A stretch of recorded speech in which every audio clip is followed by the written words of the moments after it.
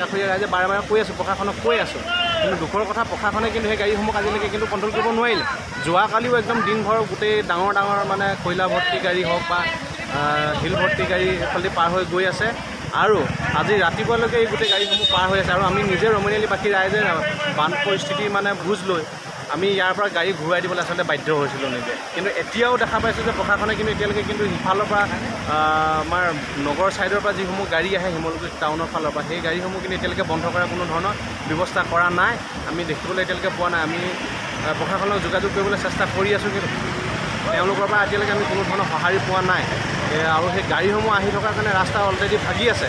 তো সেই ভগা ৰাস্তা মাত্ৰ বৰ্ডাৰত আছে গ্ৰেভেল ওপৰত পাৰি তেওঁলোকে চলিব পৰা ব্যৱস্থা কৰিছিলে, আৰু সেই গ্ৰেভেলসমূহ ইতিমধ্যে খান্দিবলৈ আৰম্ভ কৰিছে, পানীয়ে খান্দিবলৈ আৰম্ভ কৰিছে। আপোনালোকে পানীৰ সোঁত দেখিলে আপোনালোকে গম পাব। তো কি হৈছে, গাড়ী চলি দিয়াৰ কাৰণে এই গ্ৰেভেলসমূহ বেছিকৈ খান্দিবলৈ আৰম্ভ কৰিছে।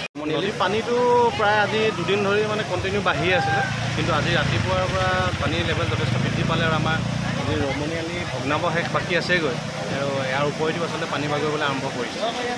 এতিয়া পানী বাগৰাৰ ফলত আপোনালোকৰ যিটো ৰমণীয়ালী যিটো পথৰটো অৱস্থাটো বহুত মানে হয়, সেইটোতো হয়েই। আজি ৰাতিপুৱা আমি ৰমণীয়ালী বাকী ৰাইজে আমি নিজেই ইয়াৰ পৰা আচলতে ডাঙৰ গাড়ী LP ট্ৰাক আমি ঘূৰাই পঠিয়াবলগীয়া হৈছে।